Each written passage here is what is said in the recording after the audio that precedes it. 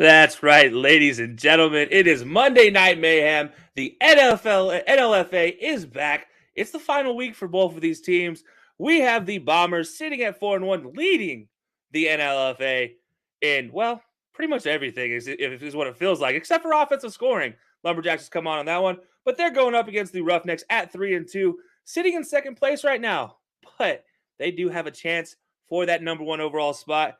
As I mentioned, these Bombers have been high flying all season long. They're 4-1. Their only loss coming to that really hot Lumberjacks team right now. And they've been 1-0 though since that loss to the Lumberjacks, looking to secure the number one seed going in the playoffs with a win tonight. Whereas the Roughnecks, well, it's not been pretty. They are coming off of a loss to that said same Lumberjacks team, sitting at 3-2 on the season, lost previously to this Bombers team. And, well, they got to hold on to this 2 seed with the win tonight, but it could potentially put them in the 1 seed with the win. Whereas if they lose, they fall all the way down to 3. And it's going to be a tough matchup because they are going up against the leading defense in the NLFA, in the Bombers defense, while they're only averaging about 9 points a game in scoring. So this is going to be a very fun game. And to call all the action, we have 2 great hosts and on the call today. We got our play-by-play man, Jason, the Commissioner Cooper. Jason, welcome in, man. How's it going? Yeah, I'm doing well. Vince is on the play-by-play, but who's counting? I got you guys back. You know what? At this point in time, we've been doing this for 4 weeks now, 5 weeks, so we're still getting the reins of this one. So you're going to be on the color commentary then. So that's even better. So Jason's going to be on color. Jason, I can't wait to hear what you have to say tonight. It's going to be awesome. You don't want to hear me on play-by-play, ladies and gentlemen. Believe me, it's much better. I'm the color guy, and we got a big one tonight, like Kelsey mentioned. End of the season for these 2 teams. Lots of drama going into this one for the Bombers, especially. We'll check it out here soon. Absolutely. And then as we just talked about him, the play-by-play man himself, Vince Stover from the Sports Stove Report. Vince, welcome in, man. Happy to have you for this final Monday Night Mayhem of the regular season.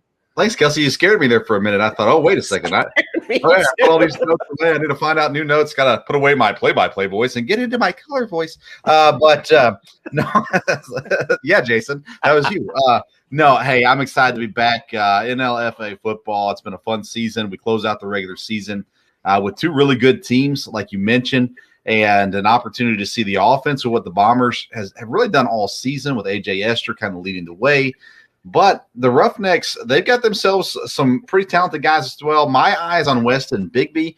We see him more on defense, it seems like, but what he can bring to the offense as well, he gets some touches. He's a quarterback as well. Doesn't play a lot of quarterback. Ortiz kind of sticks that out. But I love what Bigby brings to this Roughnecks team, and if he has a big game, then the Roughnecks have a good chance to win, I think, tonight. Yeah, now let's go and talk about both of these teams real fast. Jason, obviously, with the Bombers, they have been high-flying all season long. Talk a little bit about some of the things you see with the Bombers, maybe some of the things that they have to look forward to with this number 1 seed on the spot coming into tonight. Yeah, Bombers been bombing it out all season, so to speak. Quite frankly, they were doing extremely well in the beginning of the season and then hit a little bit of rough patch, had an injury to their center. And you've seen it in the games where, you see AJ running around for his life half the time, making big plays, but a lot of the time having to come backwards to make those plays. So I think, if anyone watched the NLFA today, Coach Witherspoon was on there. He mentioned this game coming up. What could he do? Basically, what he said was he's going to take what the Roughnecks give him, so to speak. So what I foresee is if the Bombers can start putting together drives and moving the ball forward rather than moving the ball backwards on this tough Roughnecks defense, we could see a landslide victory for them. However, got to make it happen offensively. If they start to struggle on that line, if that Roughnecks team starts getting to AJ, we could see trouble in this game as well. Yeah, absolutely. Vince, Jason hit the nail on the head right there. That defense for the Roughnecks is going to be key to this one because, let's be honest, their offense has been a struggle. You mentioned Ortiz. You mentioned, them kind of platooning quarterbacks as well. What do you see for their offense? How do you see their offense really having to get step up and can their defense do it tonight against the Bombers? Yeah, I mean, offensively, it all centers around Ortiz and what kind of game he has. He's actually more athletic than what we see. Like every now and then, we'll see him take off, and we go, "Oh my goodness, why aren't they doing more of that?" So maybe we'll see more of that. But like I said before, Weston Bigby, if you get the ball in his hands, he's so dynamic as an athlete. This team, though, the Roughnecks, every team plays guys both sides of the ball. But the Roughnecks, for the most part, it's everybody. the same starting offensive guys. For the most part, the same starting defensive guys. So guys like Jordan Jeter, he plays out there cornerback. He also gets in at running back. So we see a lot of him. And then Cordarian Hines is a guy that I love watching. He rushes the passer, I guess technically a D end or an edge linebacker or whatever. He's just always in the backfield. And so that's what they're going to have to do. They're going to have to make A.J. Esther uncomfortable while also containing him. And that's a hard thing to do, but that's kind of the key to the game, I think, for the Roughnecks. Yeah, no, it's going to be absolutely fantastic to watch, guys. Let's not keep the people waiting any longer, right? This is what we're here for. We're here for the mayhem, and tonight I feel like there's going to be plenty of this mayhem as we're getting ready for the final Monday Night Mayhem game right here on BellyUpSports.tv, guys. It's been a fantastic season so far in the regular season. We still have more playoffs to come too, so it's going to be fun, but it's not decided yet. We still have the night to go. So, guys, I'm going to let you guys take it away, and you guys have a great time on the call. Thank you, Kelsey. Appreciate you very much. All right, here we go. Monday Night Mayhem in LFA football. Belly up. Big night tonight for these two teams. Like I said, lots of playoff implications. Last regular season game should be a good one here. And don't forget, it's Louisiana. It's hot and sticky out there, Vince. It is. I'll tell you, and this is the first game, Jason, that you and I have done since the new camera have been instilled in this as well. So yeah, I know. It's very impressive, actually, since the last time I've been on. Yeah, the NFLA continues to improve. Of course, they got a little bit of a grant, I guess, this past week as well to help with some of the equipment and things like that. And we appreciate their partnership with us here on Belly Up TV. So Roughnecks get the ball first. Again, this is 9-man tackle football. And we'll go through some of the rules as we go throughout the day if you're joining us for the first time here. You're going to have Ethan Ortiz at quarterback. It looks like Jeter is lined up beside him. They like to throw the ball, even though they have some talented runners. It seems like they like to throw the ball as much as anybody in this league. Yeah, you mentioned before, Vince, Ortiz does have some talented legs. Let's see if he can use them today. First play, they're going to give it to Jeter. He's going up to the left side. Oh, good run to start this game for the Roughnecks. Good gain of, looks like, first down there for the Roughnecks on play number 1 of the game. That's how you want to start. Build your momentum. Get a nice drive here. If they can grind a nice first drive out, keep that Bombers offense. We talked about it. Keep them off the field a little bit. Might get some momentum for your offense here. Yeah, and this Bombers defense has some big boys up front leading the way as well. So if you can run, especially on the inside against them, that's going to be a good start for your day. Here we go. Snap number 2 is fumbled and immediately down as Ortiz has to drop on the ball to avoid the turnover. And we've seen this throughout the season, Jason, where 1 step forward, 2 steps back. That's right, Vince. It's the little things, those little things that get you those first downs, which move those chains that get you the touchdowns. When you make little mistakes, they start to pile up. Let's hope they don't pile up for the Roughnecks.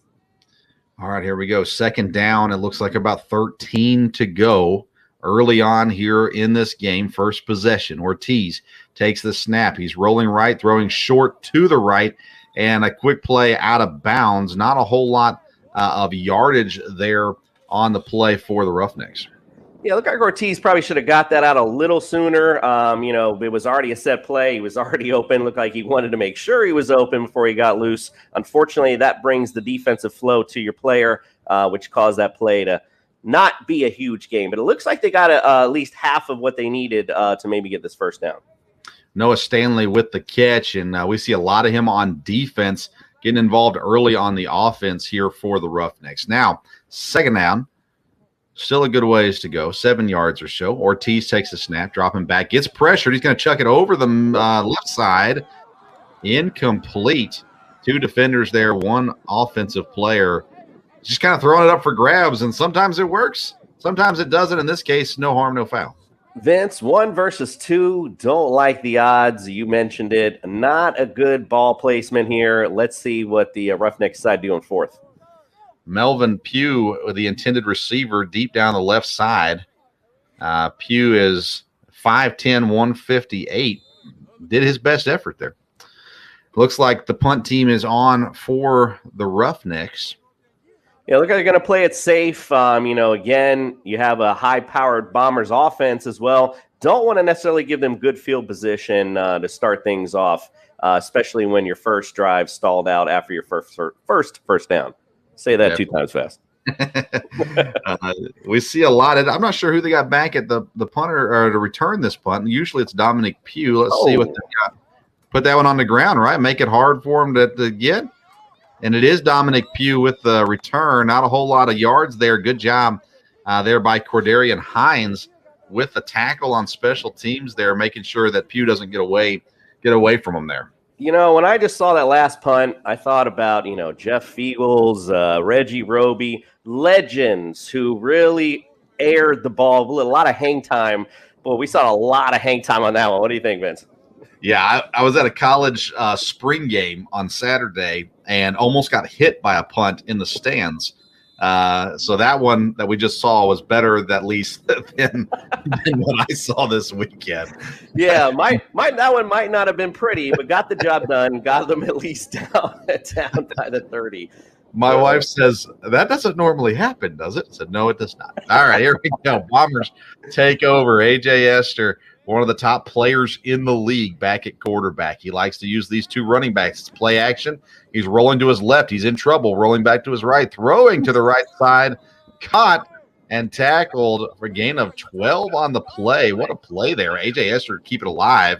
And the Bombers get the first down. Well, we talked about, I think they actually ruled that incomplete, Vince. They did. Yeah, but, again, we talked about it earlier. AJ able to get away from the Roughnecks penetration and to make a play. Unfortunately, didn't bring both feet in, it looks like. Good eye, Jason. Your eyes have improved so much since week 1. It must be the camera angle. Here we go. AJ is going to hand this one off. An opportunity now along the right side of the line. Pushing. And a good gain there. Trey Richardson, the big back, carrying his way for a couple-yard gain here for the Bombers. Yeah, give it to your big boy. Give it back to him. But, do we got some laundry on the field here? Moving it backwards. So here we go. 1 step forward, 2 step backs again. And Trey Richardson, he's 5'7", but he's 200 pounds. Kind of like that little bowling ball mentality. He carries a load for his size for sure. All that goes in for nothing, though. They're going to go back several yards here and replay the down. Yeah, the Roughnecks now got him in a good position to put some penetration. Got some finger pointing, getting excited here on defensive line as well. 2nd and 15. Quinn Green there in the middle, trying to put some pressure up the middle. Here comes a throw. This one is he makes the catch, but I don't think he was in bounds. Yeah, good catch. No feet though, unfortunately, but a great. Looks like nice zip though from AJ. And that is Tedris Nellens, who made the on that one. That one I couldn't see, Vince. See. When they switch sides of the field, it throws me off. But that time, Tedris is there. He's, again, important piece offensively and defensively. His brother, Ted, is number 11, coming towards us here on the left side of the offense. A.J. Esther now 3rd down, a ways to go. Here comes, he's rolling left. He's going to scramble. He's dangerous when he scrambles. He's off and running up the middle. Hit. Ball's loose. Ball's loose. Roughnecks fall on it. I don't know. They're marking him down. They're marking him down, Vince. I don't know about that. I don't know. I think we need to look at that again. Let's take a look at that. See if the truck can replay that for us. A historic moment, first ever in LFA instant replay. There he goes. Close here. Good job. So looks like Jordan Jeter and Kevin Pettis. I think Pettis is the one who strips it out there. I think it's out. That's loose. Yeah, that's loose. Too bad, no instant. Look at the guys in the truck. Jeez. Kelsey, what an amazing job. Look at this view right here, ladies and gentlemen. You don't see that knee up? The knee is still up. Yeah. And the ball's coming loose right there. There it is. Right there. The ball is out. Wow. What a job from the boys in the truck. Kelsey, great job there. Ladies and gentlemen, you don't get that on NFL. You get that on NLFA, Monday Night Mayhem. Blown call by the refs, unfortunately, though. And you're right. Jordan Jeter gets the strip and gets the recovery, but it does not matter because the the referees out there did not see what happened. So 4th down. Now an interesting spot here for the Bombers. It's 4th and really doable here. Do they decide to go for it? Do they decide to play it safe and trust their defense? I think, with this offense, I don't think, I think you go ahead and take your risks. The Roughnecks, they haven't shown any sign that they can move the ball so far. 1 first down on that first drive. And honestly, the Bombers have done a great job other than the penalties. they've had some opportunities to move the ball, so you think this is doable. 4th and 4, they are going to go for it. A.J. Esther in the backfield. He's in that pistol formation, 2 backs behind him. They're going to pitch it, small pitch there, and it's going to be Trey Richardson at the left side. And oh, my goodness. He says, Noah Stanley, get on the arc, my friend. And here he pushes him out of the way, and a huge first down for the Bombers. What a letdown for the Roughnecks. The forearm of fury from the bowling ball, as you described him earlier. Listen, I'll put it this way. It's the first quarter. Imagine in the 4th quarter seeing this guy coming down at you. I'll take it right now. I wouldn't want to see him right now either. No, I would be running the other direction. The Bombers 1st and 10. Now they've got momentum on their side. A.J. Esther will still be there in that shotgun formation, 2 running backs with them in the backfield. Snap, he's going to drop back to pass, rolling right, throwing right, caught, and inbounds this time. It'll be 2nd down and about 5, it looks like. Who is that, 81?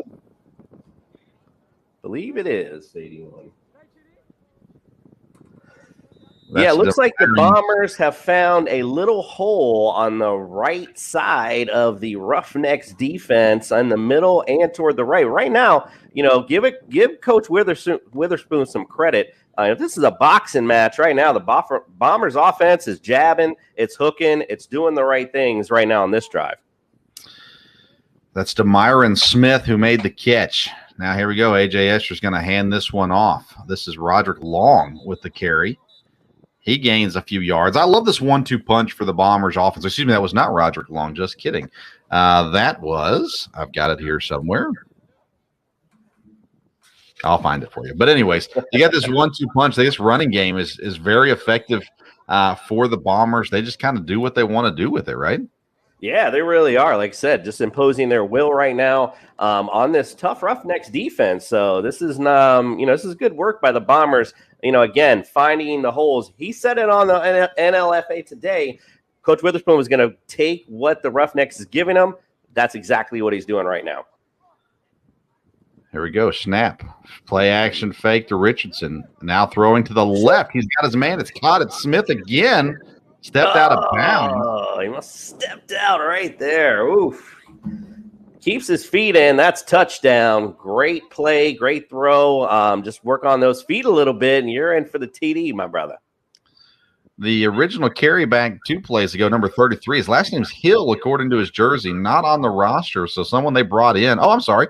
Michael Hill. He was inactive, listed as inactive. But Michael Hill there getting his touch and opportunity here for the Bombers. Good call, Vince. I noticed the same thing, and I didn't want to say it. I was like, I can't find him on the roster anywhere. Good job. Let's scroll down some more. Finally found him. Here we go. A.J. Esther is going to give it to Hill. He's going to go to the right side, pushing up the middle, brought down short of the end zone. And the Roughnecks are doing their part to try to hold on here and not give up any ground. Maybe try to hold out for 4th down and not let them score, or at least hold them to less points. Looked like AJ was getting to the sideline there, asking for a personnel move. I think AJ sees something he might like. I think it might have been Trey Richardson because I saw Hill go out. AJ looks like he's seen something in there. He was asking coach for some personnel. Let's see what he's got.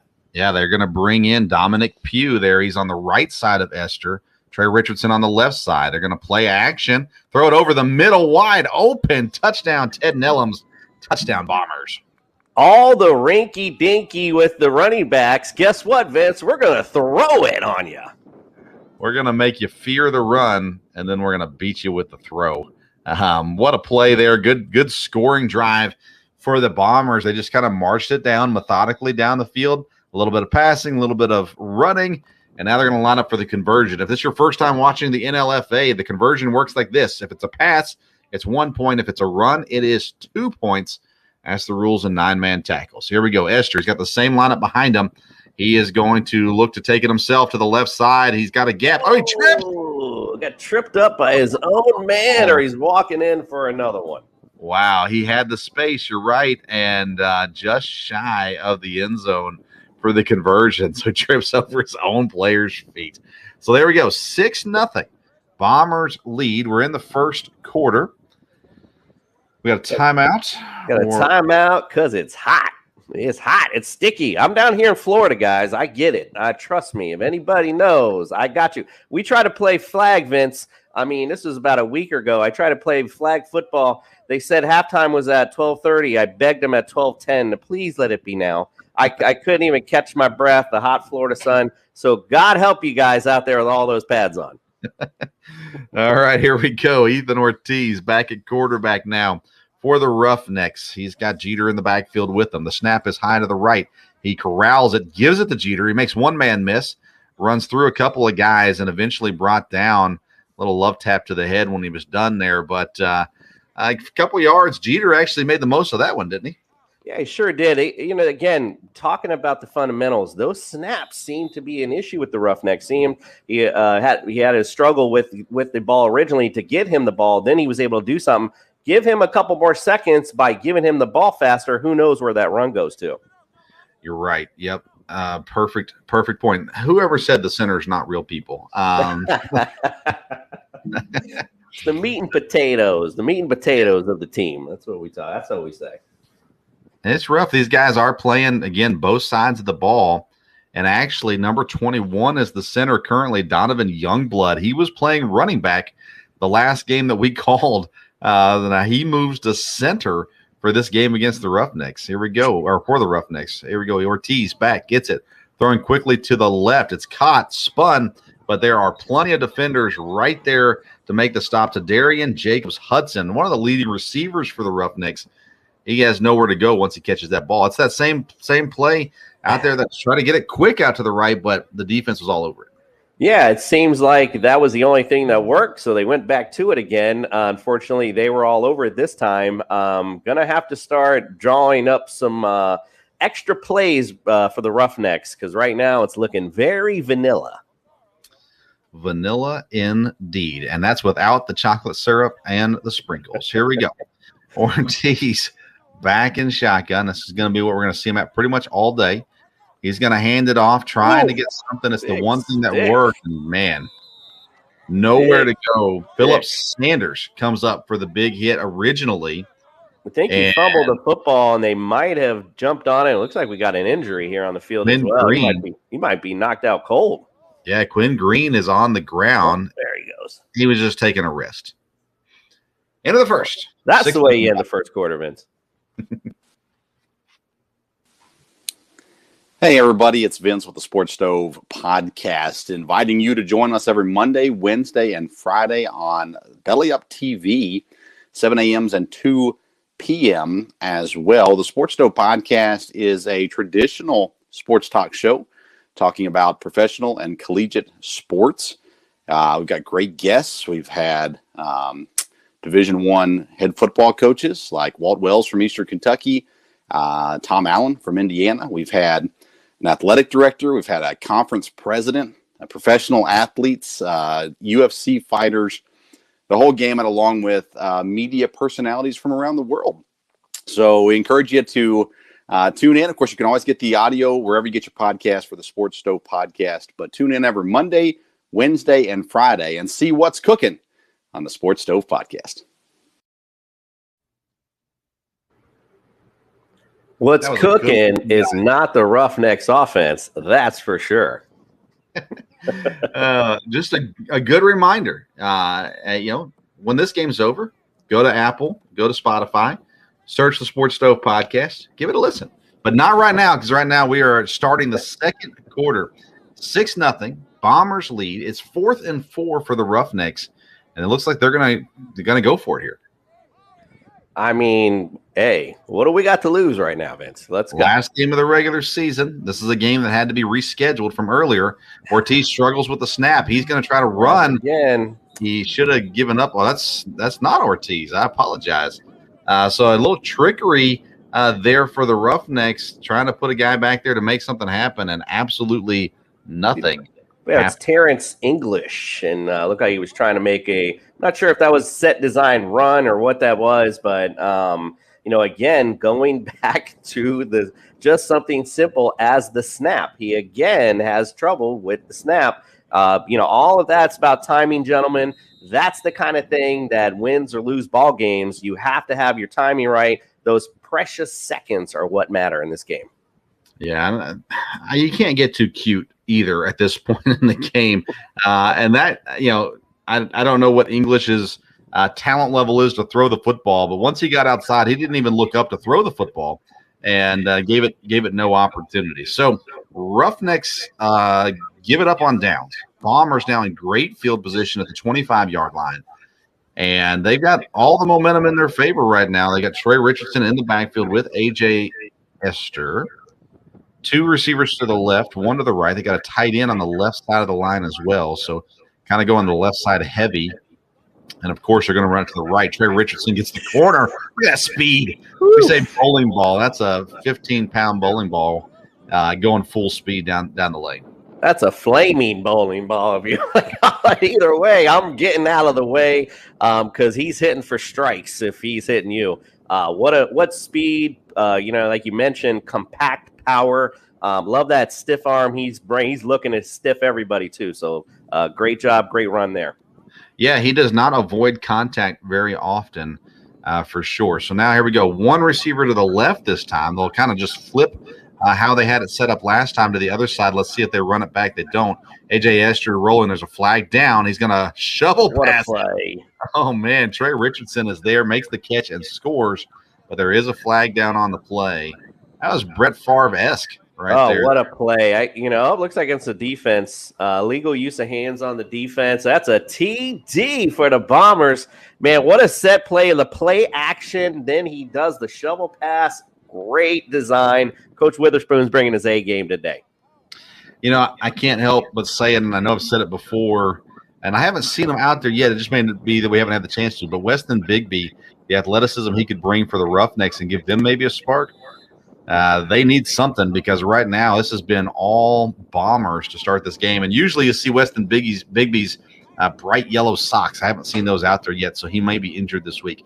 But here we go, going for the conversion now. Esther takes the snap, rolling to his right, looking. He's going to try to run it. This time he does not trip over his player's feet. He gets in, and the Bombers get the 2-point conversion with a run there to extend the lead. 14-0 Bombers. Roughnecks going to have to get things going here, or else it's going to get out of control really fast.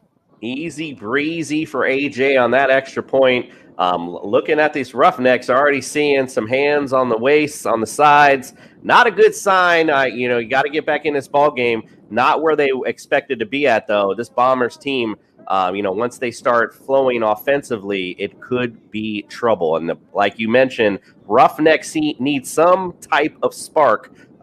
Maybe that's what the Terrence English sub was all about, but we'll see.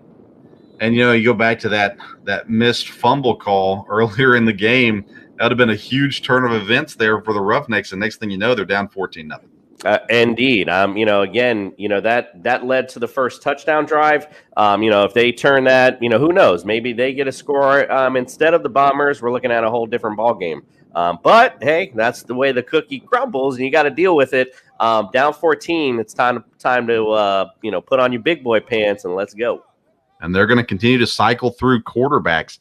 It looks like number 24 is now in the game. That is Melvin Pugh.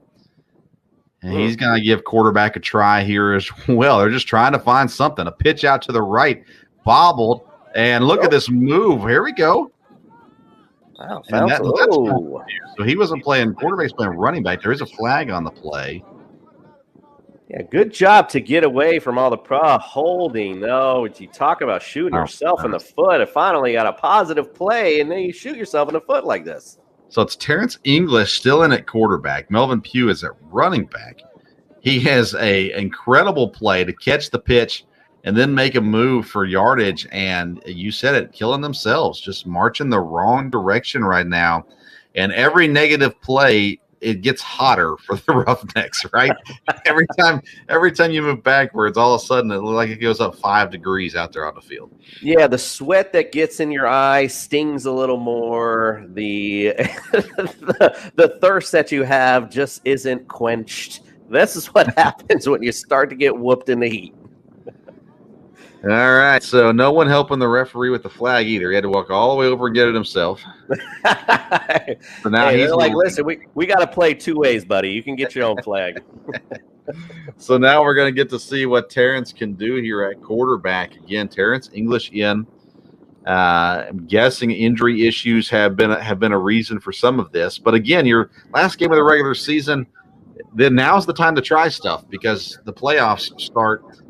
You don't want to be trying things there. Everybody moves except for the center. That's a classic play right there. The refs were trying to figure out what the trick play was, making sure they didn't blow it dead at the wrong, but it's going to be false start on the Roughnecks. And Youngblood's saying, listen, man, I'm a running back. That's not on me.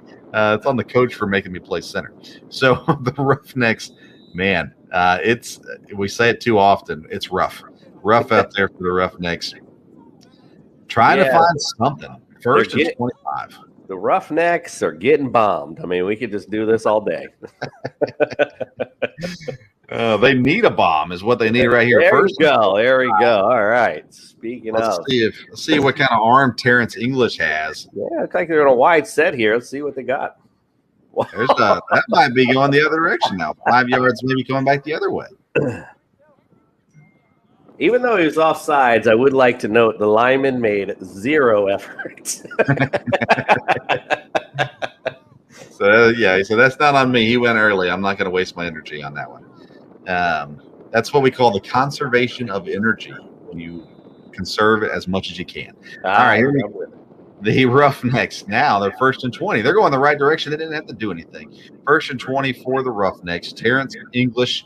Let's see. They're gonna put the running back. They've got a tight end on the left side of the line. 2 receivers left, 1 to the right. Snap to English. He pitches it to Pugh, he goes onto the ground. Pugh picks it up, but there goes those 5 yards they just gained. Actually, probably a few more in the wrong direction. It's like it's not even a handoff. I'm trying to be as nice as I can here, Jason, but it's almost like he doesn't know how to just hand it to him. So he tries to pitch it to him when he's standing right next to him, and the bobbles goes to the ground, and you can tell the Roughnecks are frustrated with what they're seeing right now. Yeah, and it's like we mentioned, it's all back, it all goes back to the basic fundamentals. If you can at least get the snap off and start off, your play in a good rhythm, you might be able to get some positive yardage. But when you already start out fumbling the ball around, it doesn't spell, good intentions for your play. Bombers defense trying to get something going here as well, and they're going to get in the backfield and overthrown. At least he gets rid of it. It'll be 3rd down and 20.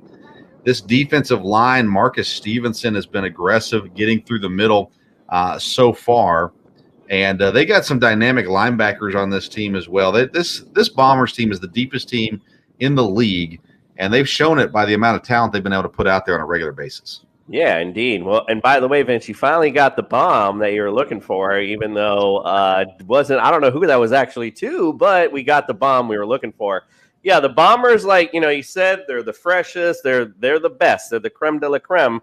The Roughnecks going to have to do something here, but don't forget the Lumberjacks have kind of shown and proved some things this season too. So I'm really excited for a potential big matchup coming up in the championships.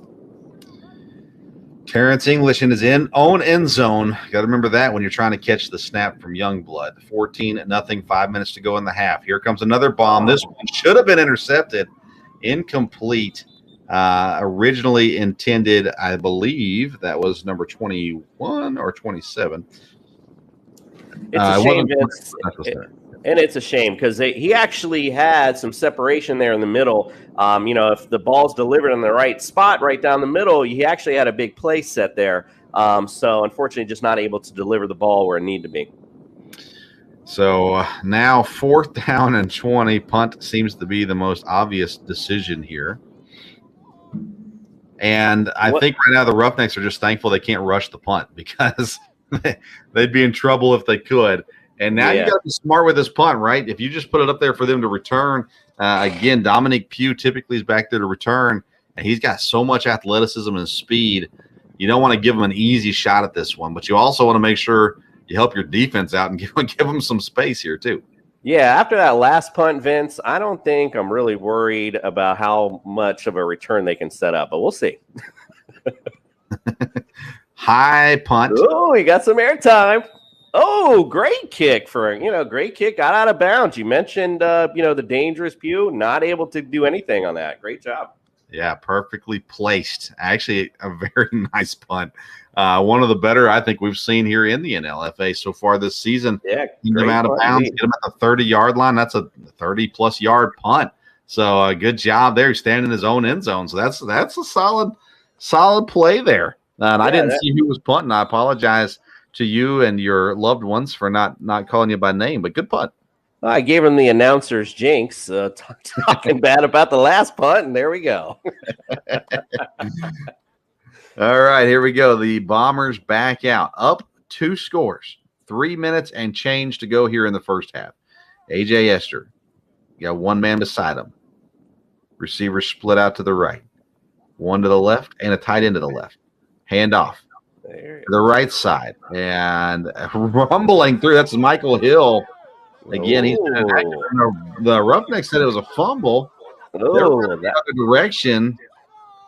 That one was also close. Unfortunately, the camera angle on that one didn't allow us to see how that ended, but that was definitely close. But looks like we got a flag anyway on this one.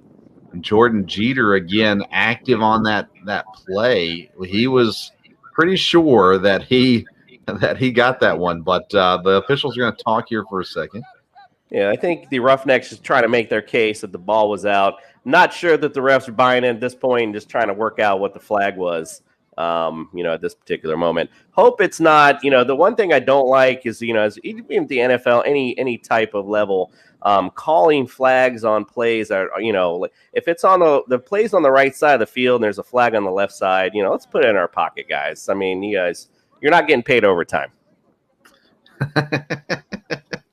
Oh, boy. So now he goes to another official. Want to get the word. He's saying, hey, we're talking about meeting at Applebee's after the game. Do you think that works for you? Or? Are you sure? No, he wants to go. He wants to go to Ale House, he said. They're calling it down, saying he's down. And, I don't know if there's now he's pointing where Chili's is. I think they decided that since they didn't give him the fumble, the last 2 fumbles, they're going to pick up the flag, and we're just going to play football. Clock is running. It's just a nice aspect of the 9-man football rules as well. I have to say, as a player, though, Vince, this would frustrate me as a Roughneck or even a Bombers player. We're sitting here having the clock rolling while you guys are having a discussion. I know even as a coach, I'd be yelling over on the sidelines right now. Yeah, I think for the Roughnecks, it's good. Less opportunity for the Bombers to put up another touchdown before halftime. But, yeah, if I'm the Bombers, I'm thinking, hey, let's get this thing rolling. Here we go. A.J. Esther doesn't look like he's in a hurry. 50 seconds to go. Snap, bad snap. Esther falls on it and is down, and now maybe the Bombers are looking at the clock going, well, we'll just throw one up here at the last second, and if anything, we go into halftime up 14-0. So we've seen bad snaps on both sides of the ball, right, Jason? Yeah, what's good for the goose, good for the gander, as they say, and you saw it right there. The Bombers actually can make mistakes too, believe it or not. So a little mistake there brings them back a little bit. Probably now rethinking, that, as you mentioned, they were being upset regarding the time. Maybe rethinking that now after that loss. We'll see what they do here. Referees move the ball forward, and he's saying, wait a second, why did you do that? If the clock is going to run out here at the half. And you're right. If I'm the Bombers, I'm going, what are we doing here, guys? Looks like they're going to hold the clock and let them get a snap off here. AJ Esther, look at I love the energy in the officials. Here we go. Esther back to snap. Rolling left, rolling right. Here we go. Let's get some highlights. Esther throwing to the right side. Whoa. No receiver inbounds eligible for that catch there. So throws that one out of bounds. And the Bombers looking here to try to close out the half. Looks like they're going to get another opportunity here. 4th down, 9 yards to go. With all the we're running by the soccer rules, like you get the little after the clock runs out. Nobody understands that rule, but yes, that's what we're doing. Looks like here, Bombers are trying to figure out. They know what's going on at the very least. What are we doing? This is a trick play. Is this a field goal? Yeah, we're going to get a field goal attempt here for the Bombers. They got the block set down. Pugh will hold. And now there's yelling at the defense. Get here, get here, get here. Are you allowed to – it looks like you're allowed to try to block this. Might be the first field goal we've called, Jason. Yeah, it is. It's a snap, hold. And it might be the last. There's a reason why we haven't seen many of those. Trey Richardson picks it up. You can hear the laughter in the background as someone got drilled by that kick. It was less of a block and more of an attack by the kicker on the rushers. Oh, some little John afterwards. They didn't really like that, but I mean, not little John afterwards. Someone made fun of someone's mom, and that didn't go over. Halftime it is 14-0 Bombers. We'll be right back with more NLFA football after these messages. Hayden, we love fantasy football. We do. It's a fantastic game, yet still not perfect. Like, I hate leaving high-scoring players on my bench. The worst, man.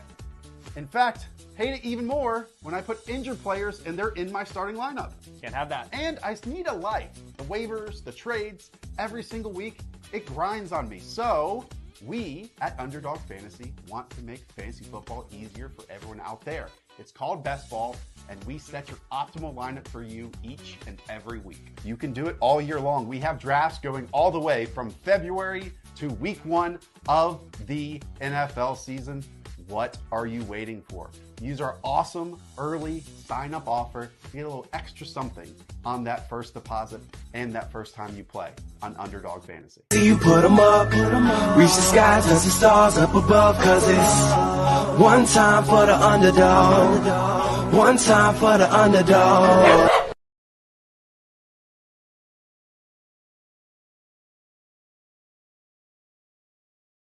I was just about how great the team over at Underdogs is supporting us over here on Belly Up, and especially the guys over there at TSS Fantasy. Look, if you guys play fantasy football, always go check out TSS Fantasy and support all of their wonderful, wonderful teams, and that includes the Underdog team as well. But man, this has been a crazy first half. I think we can all say that with a strong testament, namely the fact that it has been penalties gone wild and a field goal gone mad, is the best way I could say this. Is first attempt we've seen so far in the NLFA season for a field goal, and I think somebody said it on air, probably our very last. Just gonna recap everything for you. Drive 1 for the Roughnecks. Well, it was destructive. It ended up in a punt. Go figure. On the other side, the Bombers, there was a fumble from AJ Esther, not to be called down, and immediately turned into a first down, later turned into a touchdown. No good on the conversion. That led to a 6-0 lead for the Bombers. Drive 2, turnover on downs for the Roughnecks. Nothing happening there. Drive 2 for the Bombers. Well, kind of a little bit more of the same medicine there. Going up 14-0 as they got the conversion that time. And drive 3, this is where things got crazy. It was a holding. It was a false start. There was some wild throws downfield. It was just ugly. Ends up in a punt for the Roughnecks. And on the other side for the Bombers, it was surprising to say that the Bombers actually had an ugly drive. This one ends up in the first ever field goal attempt that we've seen on Belly Up TV here from the NLFA. And I don't think we're going to see another one after all of that. But it has been a wild first half, guys. I'm going to bring back in the team from the call, and we're going to talk about this a little bit more. Jason, Vince, I mean, how do we start this?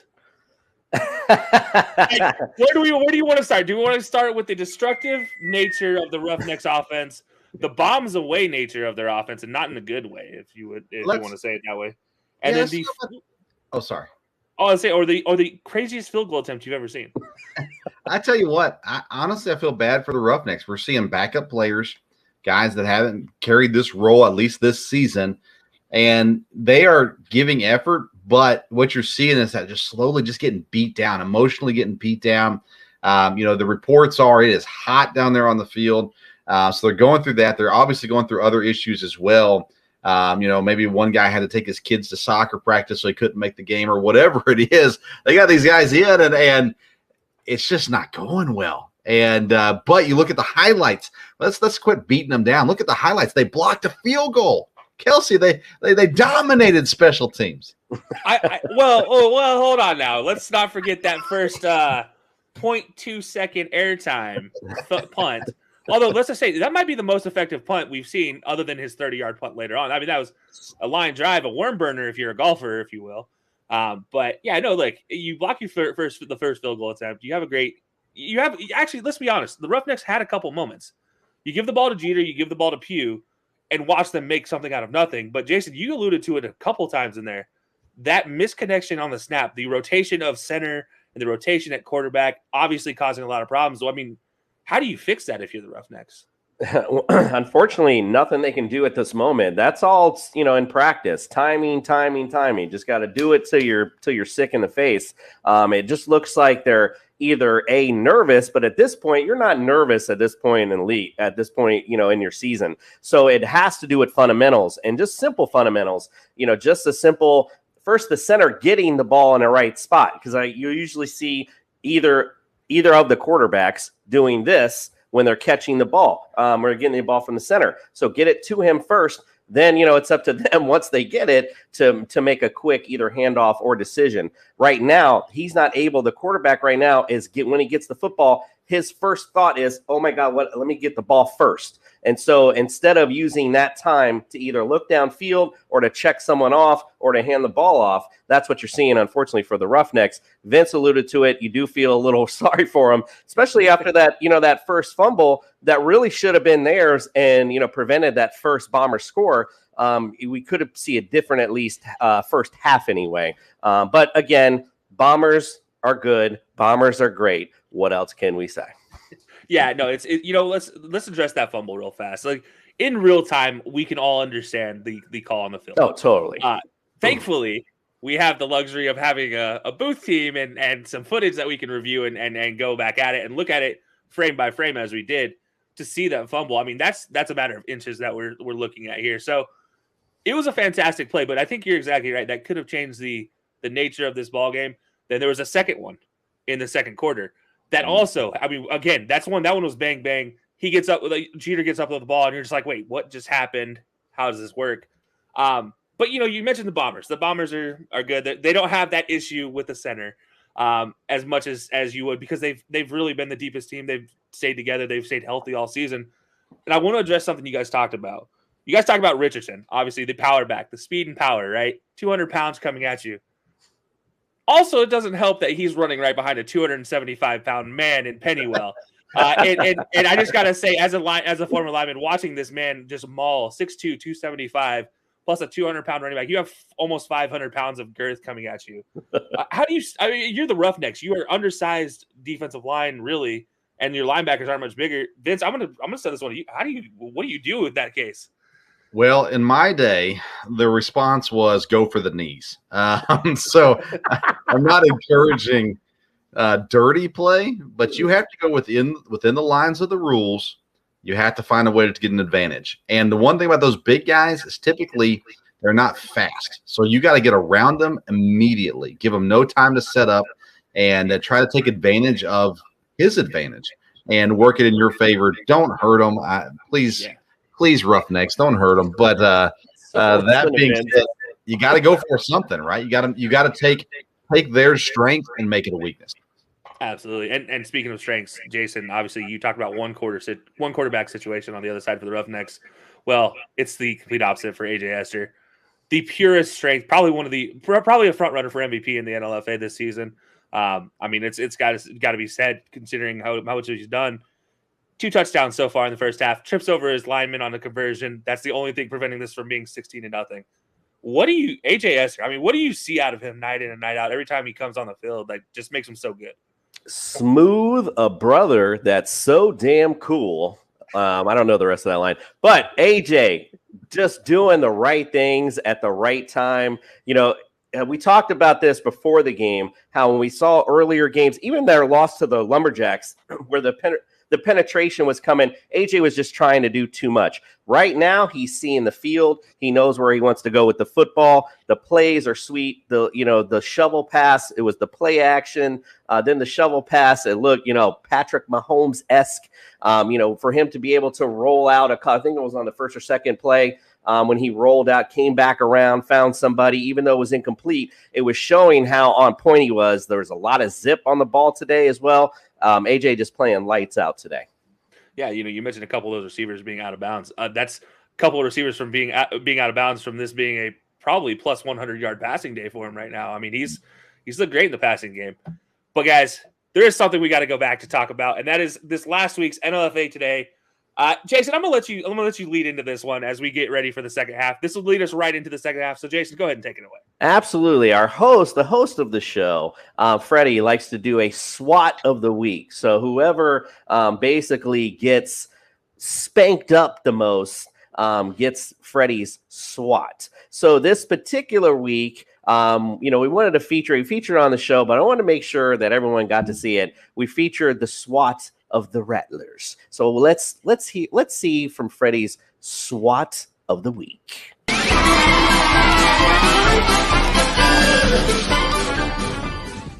It's what it is.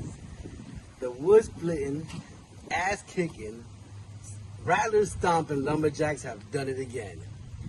I'm starting to feel real sorry for these Rattlers. 22-0. You should be ashamed of yourself. We have to do better.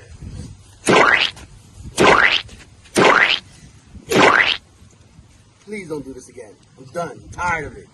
I don't want to swat the Rattlers no more.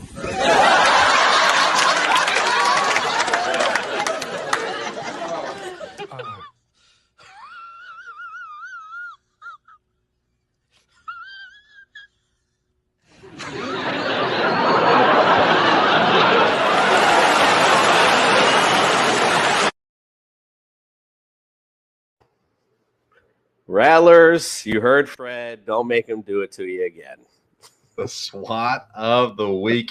Catch the next SWAT of the week on the NLFA Today show, found on Belly Up TV every week here throughout the season. Of course, we are at the final regular season game of the NLFA season. This is I guess, makeup game is what you could say. This is a game that got postponed, so they're playing it today, and the Roughnecks look like they thought it was played a couple weeks ago. So far today, just struggling. And again, they've got issues. They've got injury issues. They got guys that aren't able to play today.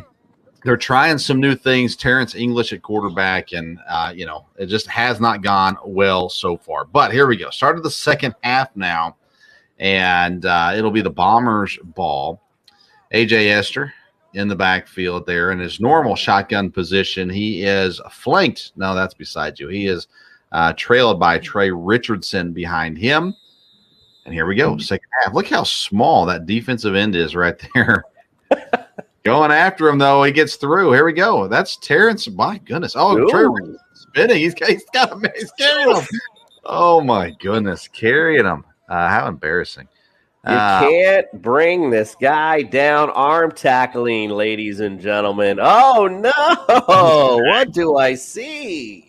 I'm here mocking this smaller defensive end. You know who it is? It's Terrence English. The guy's playing quarterback is rushing. And, we talked about at halftime there, they got to get some speed rush going because they don't have a size advantage. And here goes the Bombers. And we've seen this game, even though they're up 14-0, the Bombers have made a ton of mistakes so far in this game.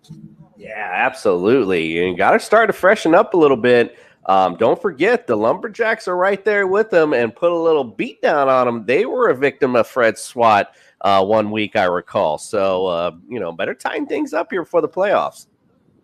Yeah, because those Lumberjacks on a 4-game win streak. Watch out. Hot. Here we go. First and 20. Esther with the snap throws it quickly out to the left. There's nobody out there to pick him up. Finally, late tackle. A little bit of extra. Nothing's going to get called there. So a little late there to make that tackle. Allen on the reception gets a couple yards back, but still second down and 12. Yeah, you see the difference, though, Vince, in those, outside passes. See how quickly AJ gets the ball out there from what we saw versus what we saw earlier. The ball just, taking his time, not finding the guy. AJ knew how to get the ball there quickly. That's why the Bombers moving.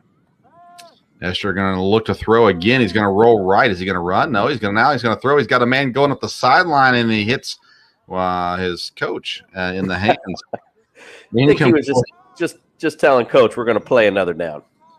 Yeah, he had a message written on the ball or something like that. Allen, number 20, wide receiver, looking for him, and maybe I'm overlooking him, but I don't think he's on the roster. So another addition to this team, just showing the depth that this Bombers team has, continuing to find folks that can come in and play for him. AJ Esther. Mr. Banks, by the way, for the Lumberjacks, has a word about the MVP talk we had at halftime. But AJ Esther is definitely a key player in this league, one of the top players in this league. And here you see him kind of switching guys around, moving some things around, basically flipping the play. They're going to pitch it out here. This is Pugh. He gets hit and brought down. Good job by the defense to hold on here and force a fourth down. Pew, pew. Not enough for the first down on that one. There's a couple pews in the league, one on each team here today, actually, as well. So it's interesting to see the breakdown. Maybe NLFA needs to have a breakdown of the pews on and talk with them. Fourth down, and it says 1 here.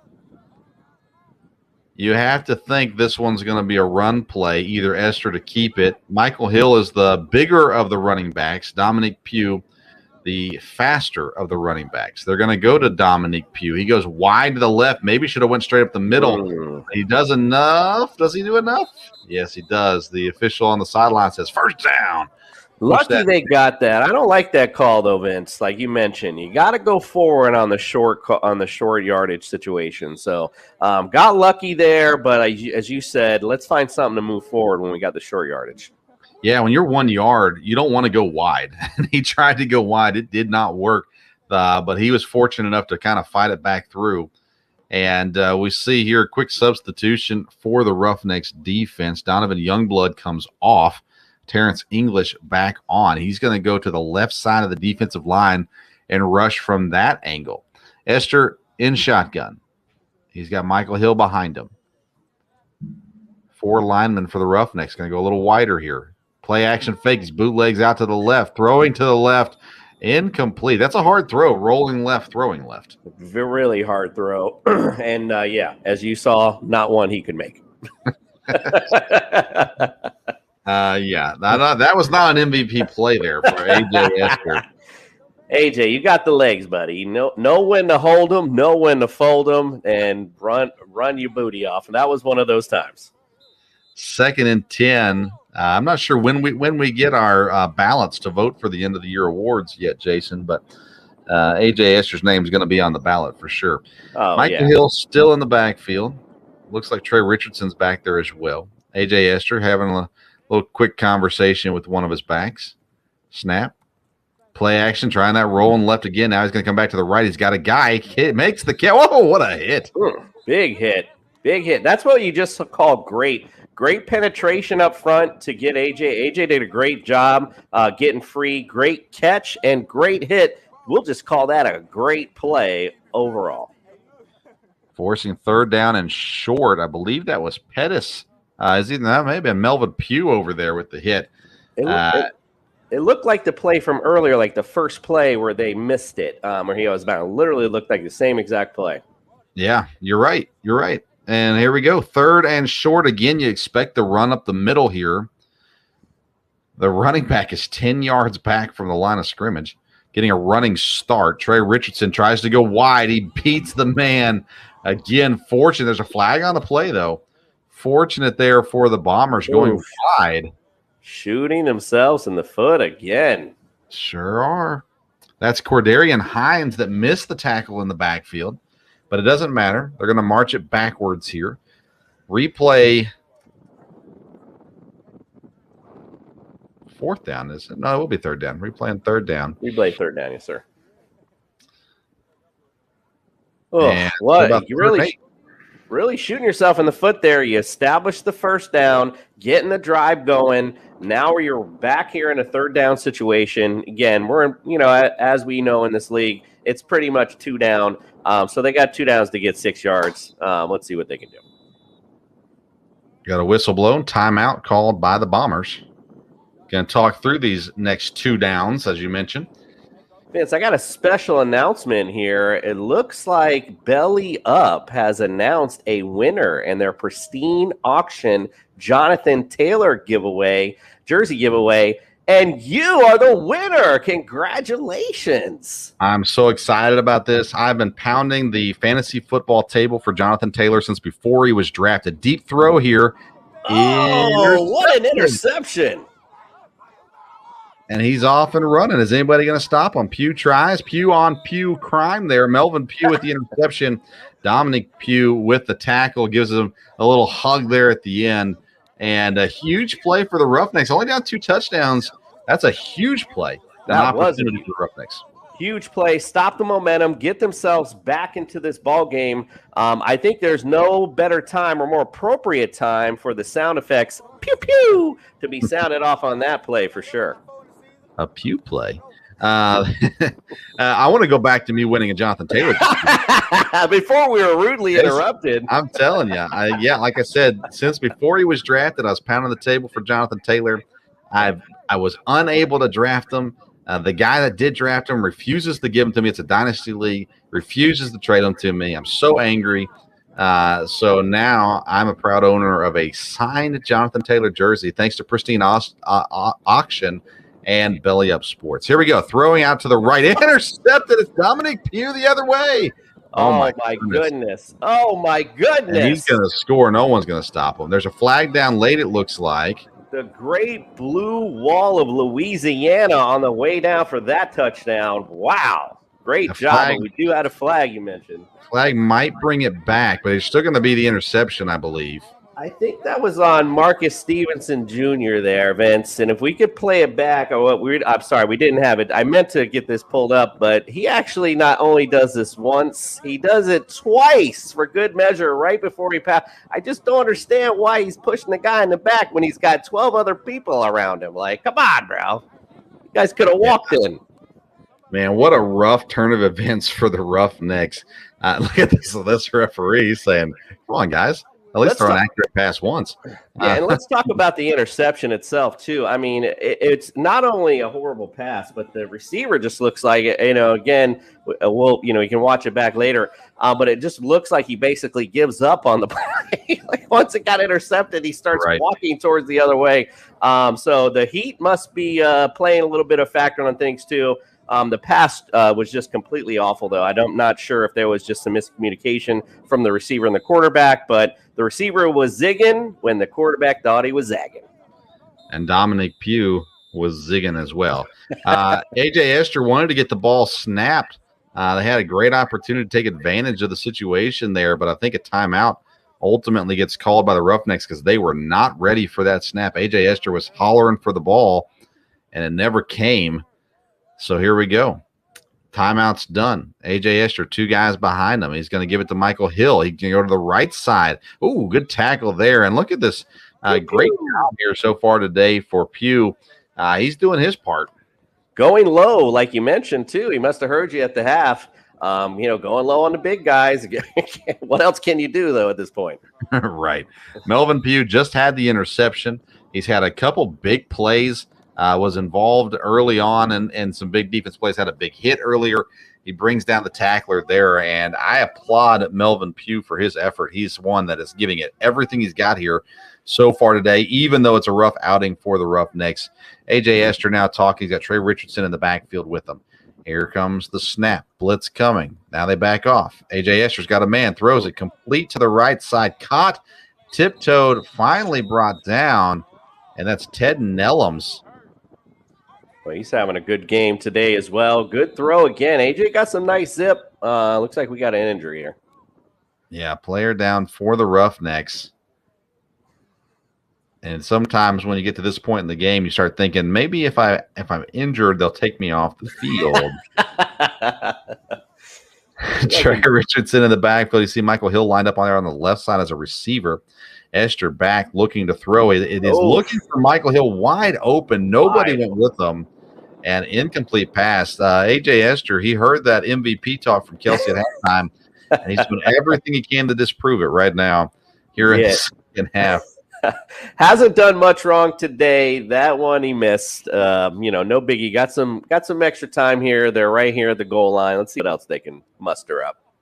Yeah, Ester, maybe his hand's slippery from the sweat. We can make out all kinds of excuses, but A.J. Ester here now, he's looking to see what he's got. He's got a lot of running backs on the field right now, not all playing running back, of course. Ester in shotgun.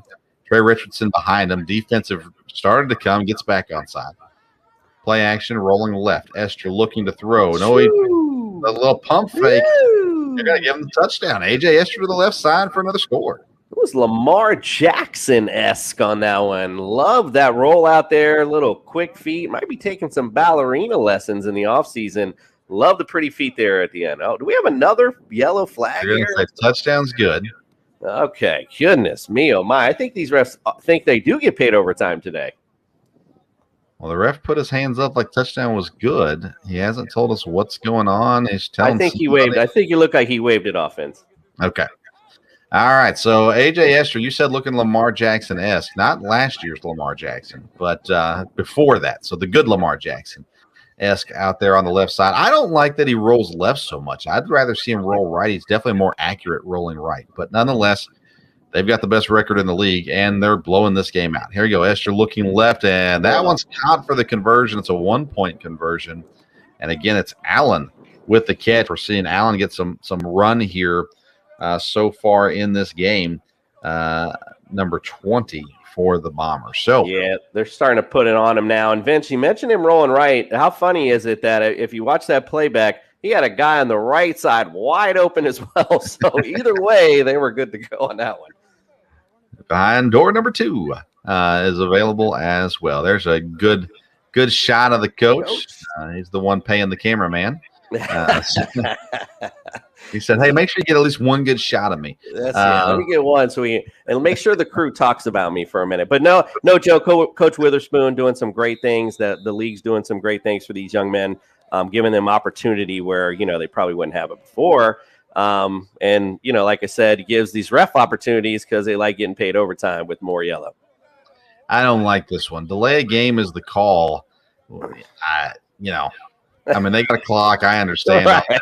But I think this might have had something to do with the huddle, because I saw the Bombers player were protesting something when one of the Roughnecks players left the huddle. I'm not sure exactly what went on there. It must have been something with the rules, but to call delay a game, like you mentioned, where's the clock at to call that? I'm not sure. Yeah, it looks like he finally signaled unsportsmanlike conduct. There it is. Okay, here we go. He just had the wrong hand signal. And listen, I know we like to make fun and have a good time. It is hard to officiate any sport. Absolutely. And so we applaud the officials and thank them for their efforts here as well. And, you talked about it with Coach Witherspoon, and he's just giving to this league and helping it grow. He's doing a great job. That's the end of the fourth quarter. We're going to cut away for a quick break, and we'll come back with the last bit of the game. Bombers up 22-0 against the Roughnecks. Hey gang, it's Commissioner Cooper from TSS Fantasy. We are the fantasy show of the people. That means we give the people what they want. Expert fantasy advice, leading medical and legal analysis, free contests, and innovative games to keep you entertained. Watch us live with the Tiki Live app on the Belly Up Sports channel, subscribe to us on YouTube, or follow us on all social media platforms. Visit TSSFantasy.com today for all the latest updates from the fantasy show of the people. We put the fun in fantasy. Yeah!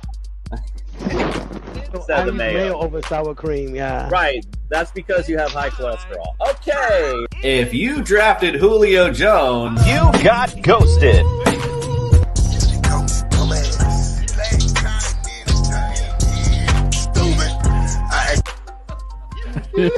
This is amazing. TSS Fantasy is like an orgasm. If I had a cigarette, I'd smoke it. I'm pumped to be here. This is the show of shows. TSS Fantasy, the fantasy show of the people. There you go. The fantasy show of the people. Jason Cooper, the co-host or the host of TSS Fantasy, joined by a bunch of guys he pays to make him look good. Here we go. Hand off to they don't do a good job of that I will say. Melvin Pugh. They're trying to continue to keep him involved. He's been the highlight of this Roughneck team so far. Not a whole lot going for him. And again, you got this big old defensive line up there as well. Quinn Green, you see Pennywile up there as well. So a lot of negative things. It looks like the penalty marching it forward. I think that might have been, this will be officially the end of the, but hey, tomato. Hey, we got a fourth quarter here, we got a fourth quarter over here, whatever. We're good. Here we go. We're starting now. The Roughnecks are going to switch sides of the field. They got the wind in their face now. Snap right to the running back. And nowhere to go again. Oh, my goodness. Wow. This is when it's like, all right, I've had enough. Yeah, adding to the pain here. Philip Sanders, again, in on that tackle. He's had a great season here for this Bombers team defensively as well. And we're just seeing them, those hits just hurt that much more, right, when you're down 22-0. Well, you just talked about it, Vince, and now you see the Bombers bringing in new people. I mean, you talked about the war of attrition, that the Bombers will probably win almost most days. Taj Horton, the other player involved in that tackle, number 32. So we're seeing some different people here, and it's nice when you can sub in guys, play guys that you haven't played a whole lot this season, and still be good. Bad snap again. This one kicked to the ground, picked up by the left tackle, fumbled forward, but the referees call it down. Whew. My goodness, a safety called on this one. 20 that makes it 24, is it? 24-0. Man, that's rough. But we talked about the issues with the center. I mean, again, it's got to get those fundamentals down, or at least get someone in place that can make that one connection.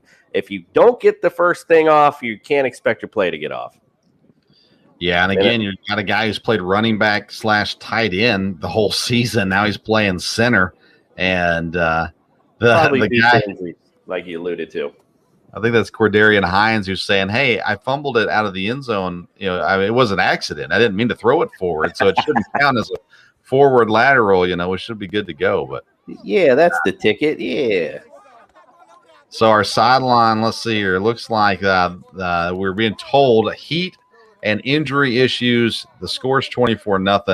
They're going to go ahead and call this game for player safety reasons here. So we close out the end of the regular season. The Bombers finish this game off 24-0.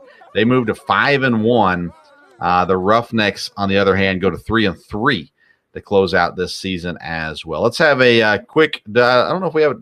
Kelsey, we're going to kick it to you. I don't remember if we have a commercial break. I apologize. If we do, we'll go to commercial break. If not, we're going to go to the one and only Kelsey. Go.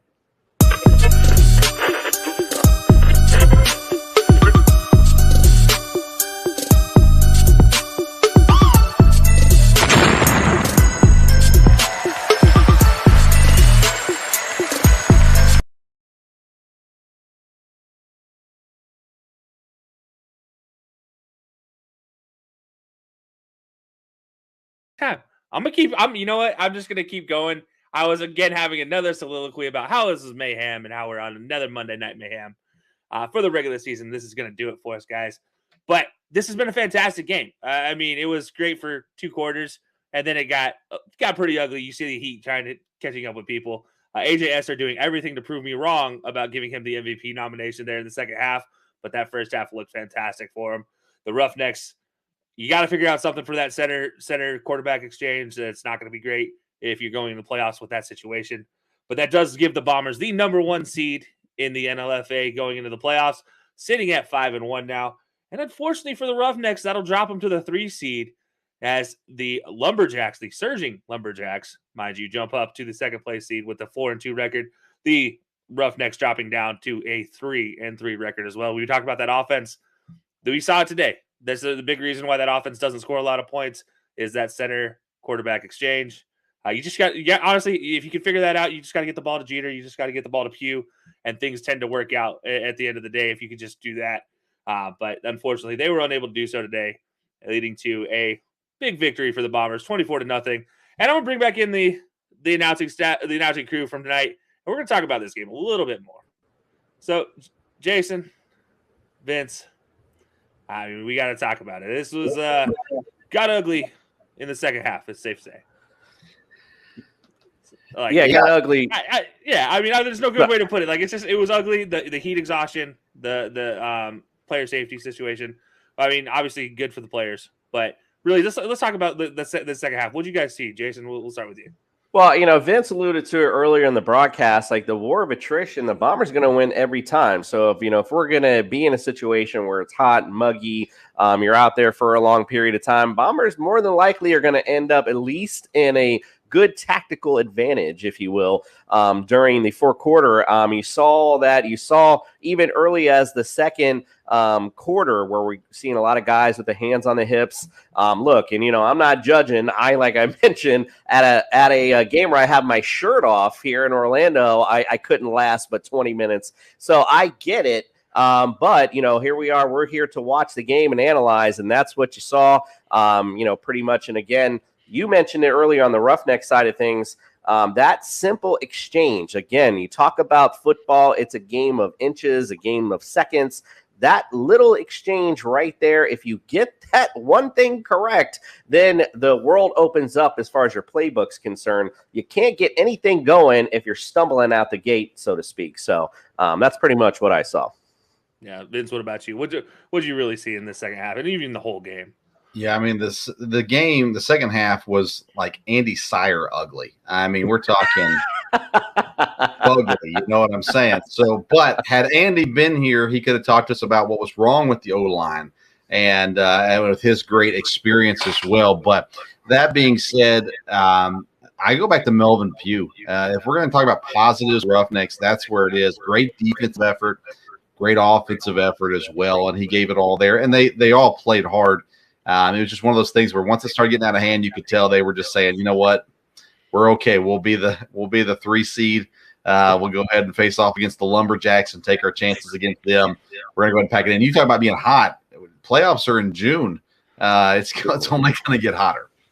Yeah, as a former Southern person who played football for many years in the South at some of the highest levels, I can tell you it doesn't get easy. It doesn't get easier either. It just gets more suffocating the more you wear your helmet. And you guys were exactly right. As you guys are talking about this, every penalty, every false start, every snap that doesn't go your way, it gets more and more suffocating.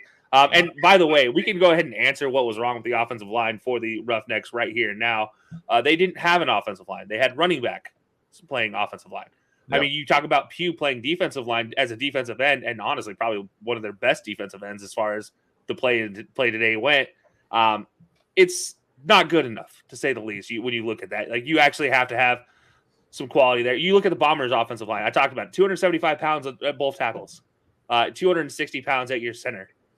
You have girth, you have size going for you, and you have guys that actually use their hands and don't let people get on their bodies, and that's a big part of it as well. But looking forward, I mean, obviously now we're done at the regular season.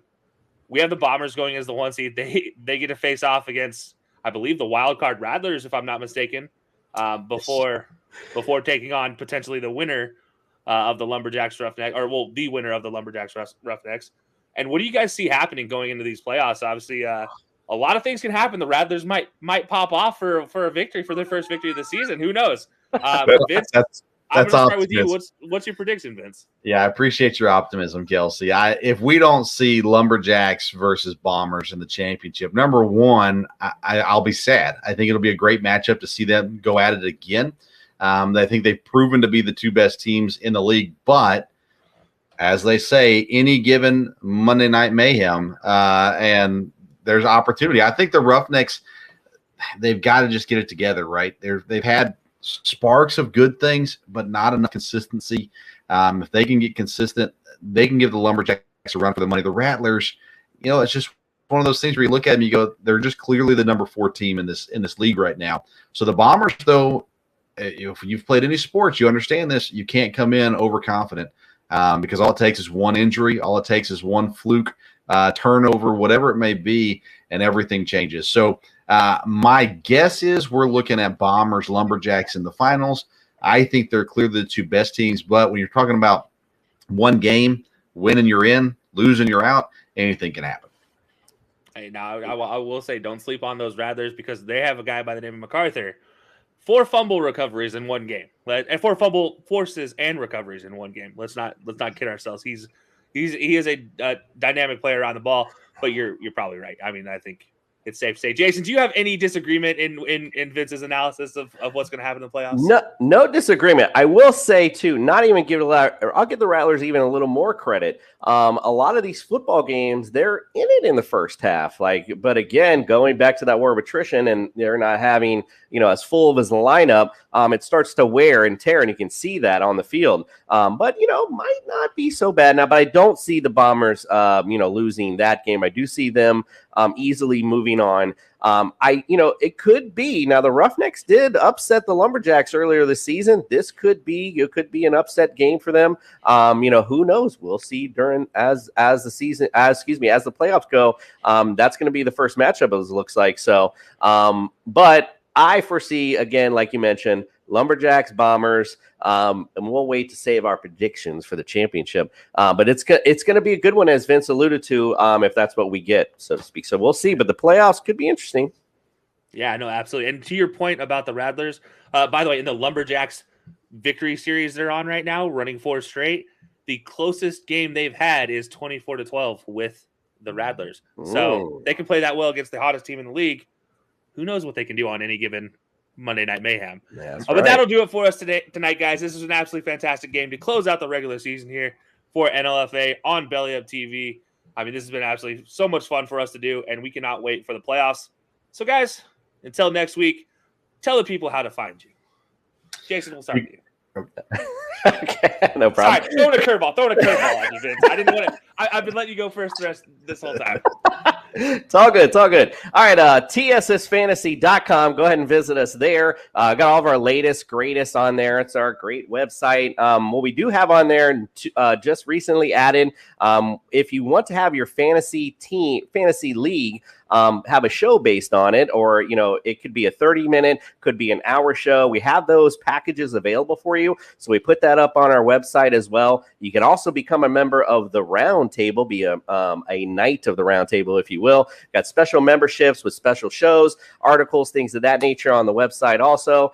Obviously, you can follow us anywhere you're on social media. We're always on Belly Up TV, on YouTube. Subscribe, do it all. We're there. We got you. We are the fantasy show of the people.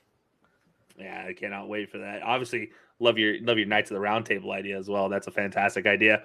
But now, Vince, I'm going to let you have your moment now. I'm going to let you close this one out before I take over. Stove Podcast. Oh. All right, I'm sorry. I had to have a little fun with you, Vince. I'm sorry. All right. Now I've got a bone to pick. No, Sports Stove Podcast. Monday, Wednesday, and Friday. Episodes come out every week. You can find us on Belly Up TV, 7 a.m. to p.m., or just wherever you get your audio podcasts as well. Again, we are a very traditional sports talk show, kind of like the sports radio you grew up with. It's kind of the way we go. My dad joins me for the program on Mondays and Fridays. And then athletes and coaches from Eastern Kentucky University join me on Wednesdays to talk about all things Eastern Kentucky sports. So we cover everything, and we sure love it. Love being a part of Belly Up. And I'll be showing off my new Jonathan Taylor signed jersey at some point in the near future. as well, thanks to Pristine Auctions and Belly Up Media as well. Kelsey, tell us about where we can find you. Yeah, first of all, I gotta say, I think I'd love the Jonathan Taylor jersey just right there next to the Cheesehead. Yeah, it would make sense. A Wisconsinite right. Yeah, next to the Cheesehead. Love it. Yeah. No, but okay. All right, so I'll go ahead and take over. I'll finish this out for us tonight, guys. I'm Kelsey, a part of one half of the High Low Sports Podcast. If you guys haven't seen us yet, I'm sorry you're missing out on some fantastic times. We show up a lot of times on TSS Fantasy, especially my co-host DJ. He's known as the Brain. The dude knows way too much about sports. And you get to learn that every Wednesday night at 9 p.m. Eastern Time, starting this week at 9 p.m. Eastern Time. We were previously 10 p.m. You can catch us on right here live on bellyup.tv. And beyond that, we show replays every Thursday on Facebook and Twitter as well.